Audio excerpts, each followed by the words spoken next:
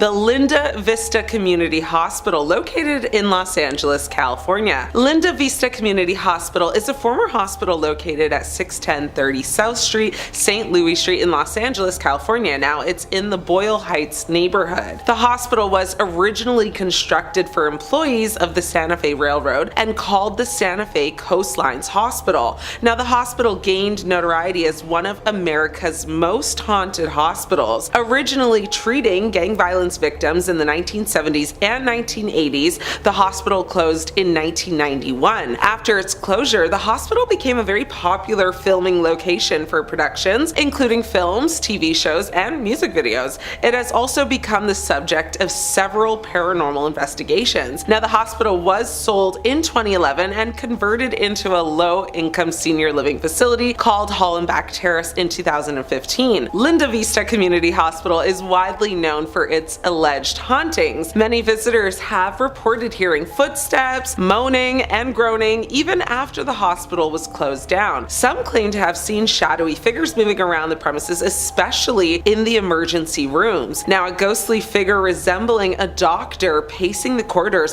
has been reported by some investigators, and a pacing young woman on the third floor, as well as the spirit of an orderly still making his rounds. Now, one person actually shared their story from a visit and said, "We were live streaming at 2:03 a.m. in the pediatric wing of Linda Vista when our camera picked up a shadow crawling along the ceiling. No footsteps, no noise, just this thing that kind of slithered like it had no bones. When we reviewed the footage later, we caught what looked like a face, red eyes, very sharp cheekbones, staring straight into the lens. None of us saw it in real time, but all three cameras did." That's terrifying. The Belitz-Heilstatten Hospital in Brandenburg, Germany. Now, the Belitz-Heilstatten Hospital, located near Berlin, is actually known for its eerie atmosphere in association with historical figures, aka the bad guys. While some claim it's haunted, others say the ghostly reputation actually stems from the abandoned state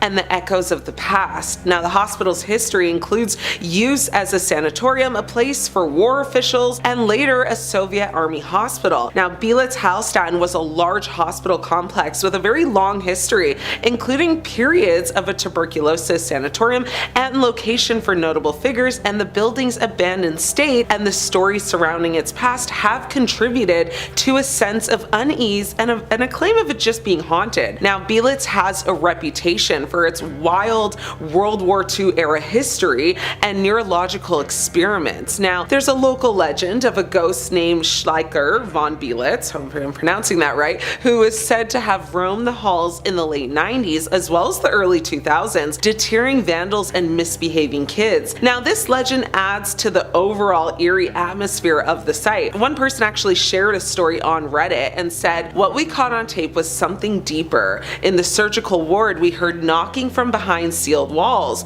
The knocks turned into scratching, then into a very deep, growling voice that simply said, 'Bleib,' which is German for stay. So we left. The audio file, well, it got corrupted that night." That's creepy, right? I'm glad they didn't follow orders and they did decide to leave, because that's one thing you won't ever need me to do. I'll be gone faster than you can blink, so believe that. Now, some sections of the hospital are still used for neurological rehabilitation as well as Parkinson's research, and it has also been used as a film set for movies like The Pianist as well as Valkyrie. Now, visitors can access the site and there are tours available, so let me know if you ever visit. The Trans-Allegheny Lunatic Asylum in Weston, West Virginia. Now, this National Historic Landmark served as a sanctuary for the mentally ill in the mid-1800s. This 160-year-old asylum holds very fascinating stories. It includes Civil War raids and also a gold robbery. There are also stories about the curative effects of architecture. Now,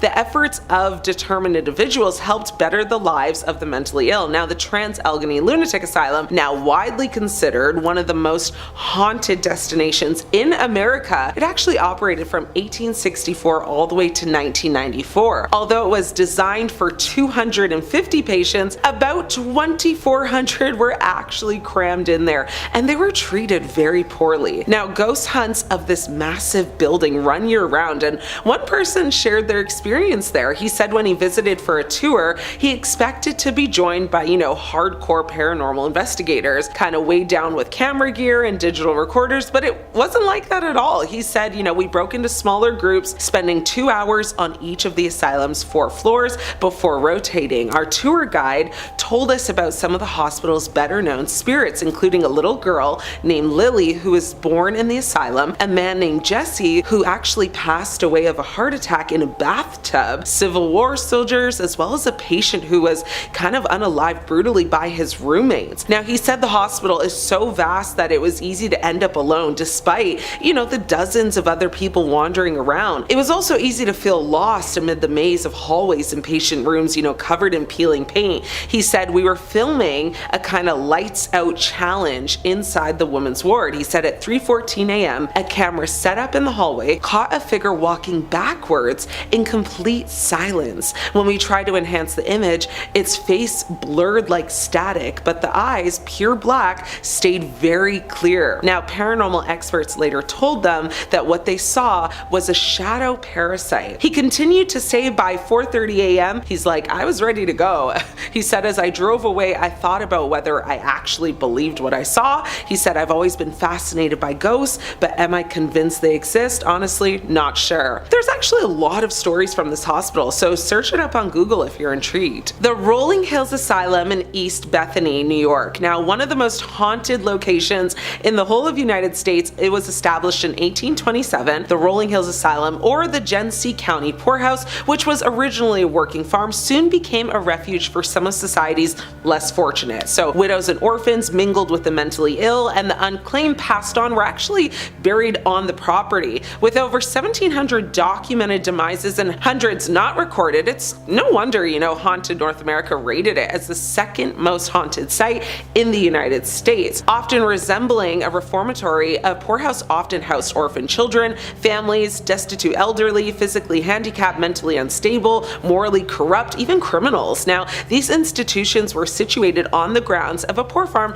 on which, able-bodied residents were actually required to work. Such farms were, actually very common in the United States in the 19th and early 20th centuries. Now, a poorhouse was a government-run facility for the support and housing of dependent or just needy persons, typically run by a local government entity such as, a county or a municipality. Now, institutions of this nature were widespread in the United States prior to the adoption of the Social Security program in the 1930s. Residents were referred to as inmates, no matter, why they were housed there, and those physically able-bodied would have to work the farm, and many actually built and made wares to sell, to help offset some of their living expenses. Now, the raising of Holstein's pigs, draft horses, chickens, and ducks, raising vegetable and fruit crops, canning jams, jellies, meats, that was all part of their chores. One visitor shared their visitation story online and said, I was standing in the solitary confinement corridor when a deafening scream erupted from the far end. The problem? Well, that hallway had caved in years ago, but the camera caught the scream echoing,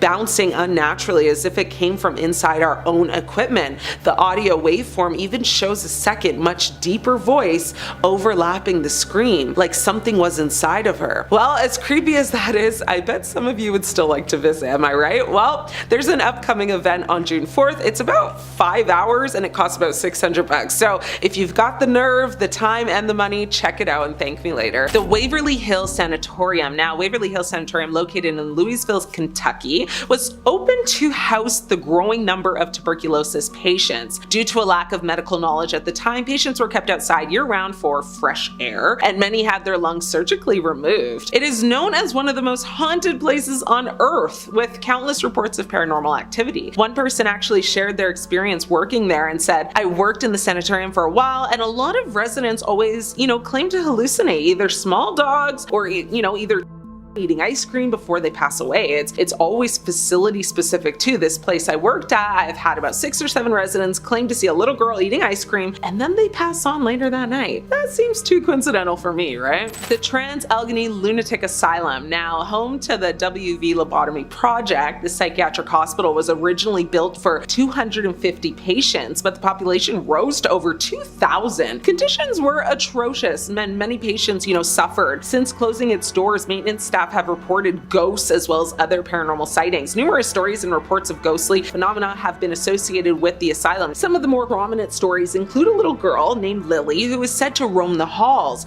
a man named Jesse who allegedly passed away in a bathtub there, and other accounts of strange occurrences and apparitions. Now, one person who worked there shared their story on Reddit. They said, one evening while training for the job, I was on the first floor with a couple coworkers while everyone else was touring upstairs. We were just kind of, wasting time, quietly observing the area. Light from outside was coming in through the windows, casting on the inner hall's wall. In that light, I watched the perfect silhouette of a man from head to hip walk through that light from left to right. She continued to say, in the wee hours of another night, we figured it would be cool to see what would happen if we shut all the doors of the ward. One of the doors, as I was closing it, the knob twisted in on my hand. This person actually shared several different stories of her times there and all of the paranormal stuff that actually went down. And a lot of the comment section was people just sharing their own stories of times that they took a tour there. It's still actually available for tours, so if this has piqued your interest, go book a visit if you dare. Utica State Hospital, New York's first state-run psychiatric facility built in 1843, was characterized by its grandiose revival architecture, but it was not as glamorous as it looked. It is known for the invention of the Utica crib, which is a cage-like bed that was used to restrain patients. Now, those who have explored the facility since its closing have reported hearing screams and seeing faces in the windows. People who have explored the facility both during its active years and after its closure have reported experiencing just other unsettling phenomena as well,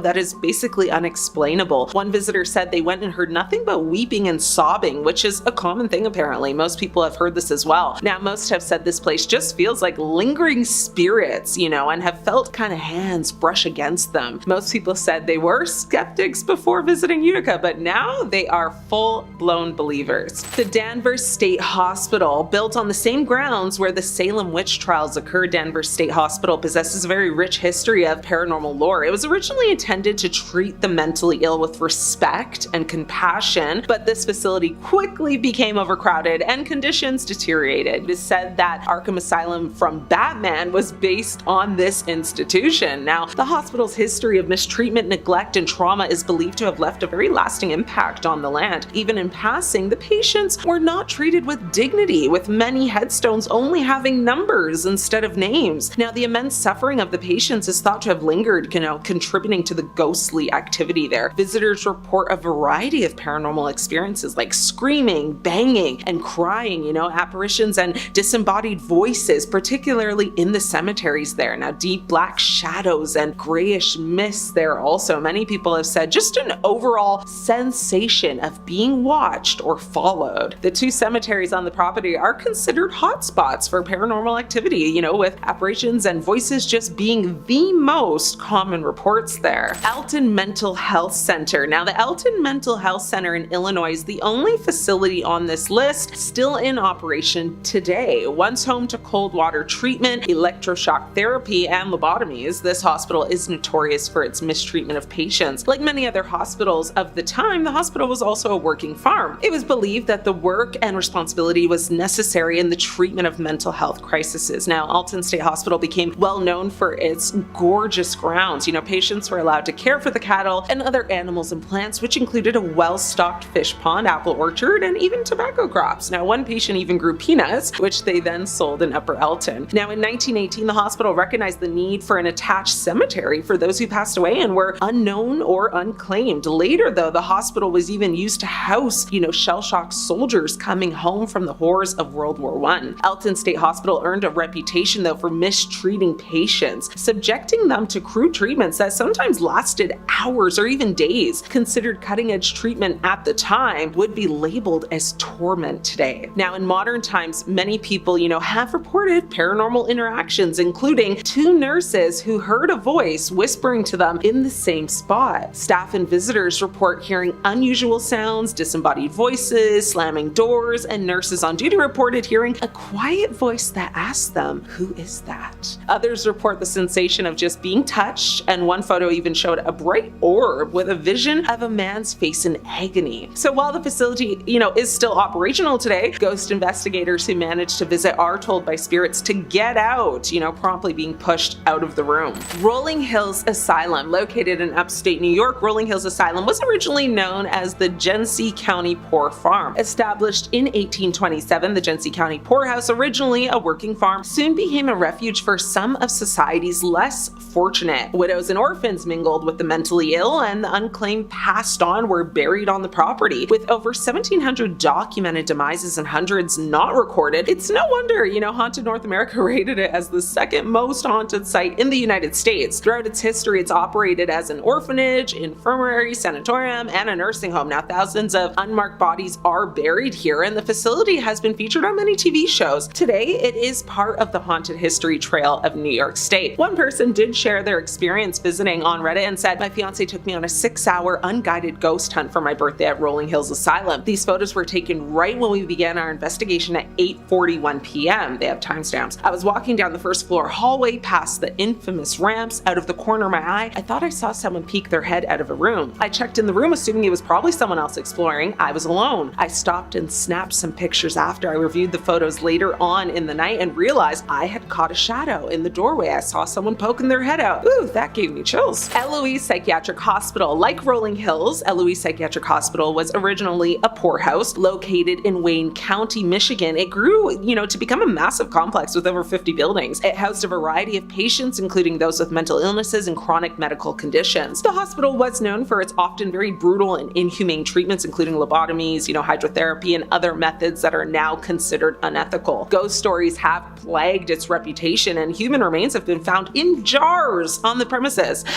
Widely accepted by locals to be haunted, it was sold to basically create a new housing complex in 2018. Many people, including those who have worked at or investigated the property, have reported experiencing paranormal, experiences such as seeing ghosts, hearing whispers, witnessing objects moving on their own. So, the Eloise Asylum has been transformed now into a haunted attraction, offering tours and escape room experiences that, leverage the building's reputation for paranormal activity. The asylum is currently actually being considered for a $4 million renovation, with plans to convert it into a haunted hotel, which further emphasizes its reputation as a haunted location. The Royal Hope Hospital. Last on my list is the Royal Hope Hospital. This hospital was a Spanish military hospital in St. Augustine, Florida, in use from 1784 to 1821. One of the oldest hospitals in Florida, the Royal Hope Hospital has been an integral part of Florida's history since its original building was constructed, all the way back in the late 1700s. St. Augustine is the oldest city in Florida, so it's no surprise that Royal Hope calls, Old City home. Now, the original building was demolished and a replica was later constructed, at which point it was discovered to be built upon a Native American burial ground. Now, there have been many sightings, of ghosts and reports of objects moving on their own. The surgeon's office is actually said to be the most haunted. This room is home to a spirit who likes to grab onto visitors' clothes and refuses to let them go. His grasp is described as basically freezing cold, hard, and forceful. One visitor stated that she could actually feel a large hand gripping her clothing, refusing to let her go. The only way to shake it off was to run out of the room as quickly as possible. Luckily, the clingy spirit didn't follow her out. For starters, there's this abandoned hospital in Victoria, Australia, known as the Beechworth Lunatic Asylum.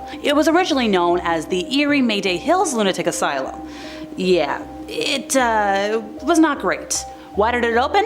Because the only other mental hospital open at the time had overcrowding. It operated for 128 years before it shut down in 1995. In the asylum's confines, more than 9,000 prisoners perished, including a young woman who was for some reason mysteriously tossed from a tall window. Yeah, people still find her when they go exploring there today, and depends on her mood how you will be received. Sometimes she's friendly, sometimes she ignores you, other times avoid.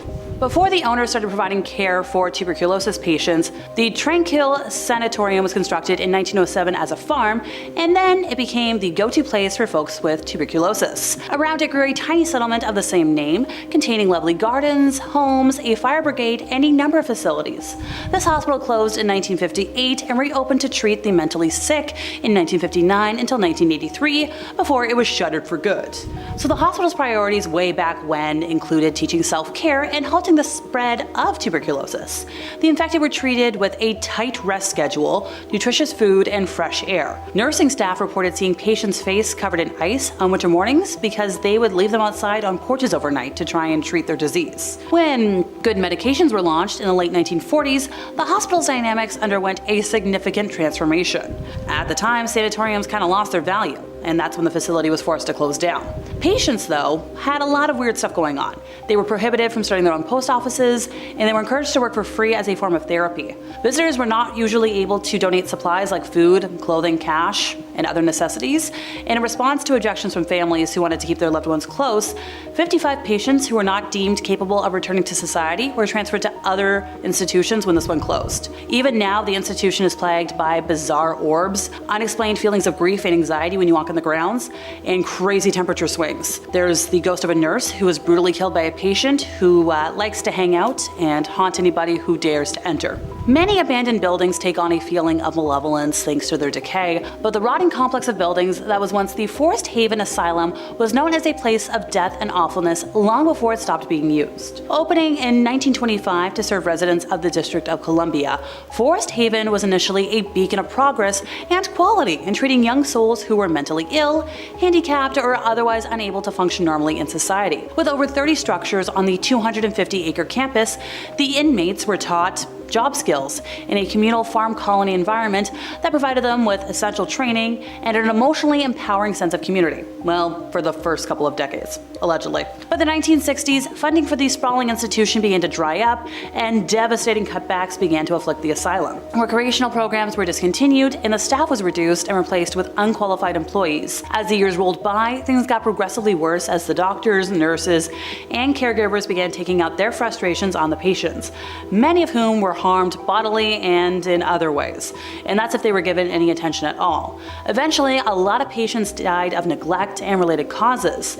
Now, the dead would be passed through the basement morgue and eventually buried in an unmarked field nearby. I mean, like hundreds and hundreds of people died, and according to one report, some were even the subject of medical experiments before the entire institution was shuttered only in 1991. As if the decaying remains of this horrific asylum did not give the site a haunting air, there have also been reports of, those shallow graves, and with shallow graves come a lot of ghosts. I wouldn't recommend going there. Established in 1827 as the Genesee County Poorhouse, then the Genesee County Infirmary added in 1938, the Rolling Hills Asylum was originally a working farm that became a dumping ground for the cast-offs of society. Orphans mingled with what were called lunatics at the time, and the unclaimed dead were buried on the property.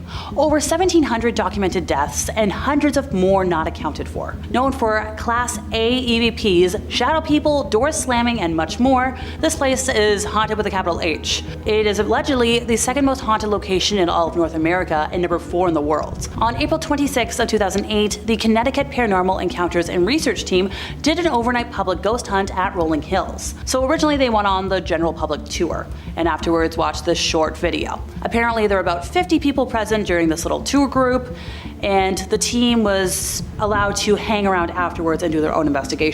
So they went to the basement area because they didn't want to disturb the tours, and they used a lot of common ghost hunting devices, digital audio recorders, video recorders with night vision, thermometer gauges, EMF readers, flash cameras, you name it. So when it came to what did they catch on camera, they did get a lot of orbs and pictures, some being more impressive than others, and apparently at one point, when they went near a nurse's station door, there was a lot of mist formation around it. On film, they did catch a rather interesting find using a flashlight for an experiment on the second floor hallway, where the doors to the solarium were known to move on their own.